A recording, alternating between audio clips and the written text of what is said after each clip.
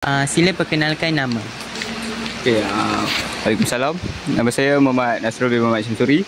Saya dari kos DPD 2A. Okey, untuk soalan yang pertama, apakah pandangan saudara tentang penggunaan kalimah Allah oleh orang bukan Islam? Okay, pada pendapat saya, isu penggunaan kalimah Allah ni untuk orang yang non-Muslim, sebenarnya kalau kita nak ikut dari pandangan agama kita, sebenarnya ya boleh. Sebab perkataan kalimah Allah itu sendiri membawa maksud kepada Tuhan. Jadi dan sebagai dalam kepercayaan kita pun, kepercayaan agama kita, Allah ni merupakan Tuhan keseluruh alam. Jadi macam agama lain pun, asalnya Tuhan dia ialah Allah juga. So pada pendapat saya dan pandangan agama kita, ya tak ada masalah pun. Itu je. Okey, untuk soalan yang kedua, adakah keputusan ini memberi kesan kepada hubungan antara agama di Malaysia?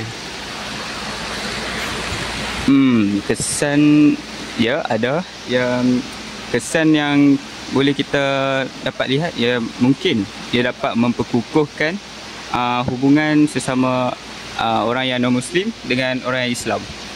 Dan dia juga menunjukkan sikap toleransi antara agama.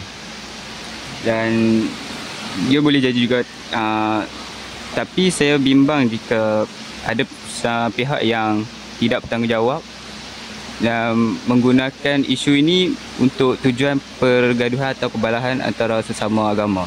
Jadi itu saja. Okey, terima kasih.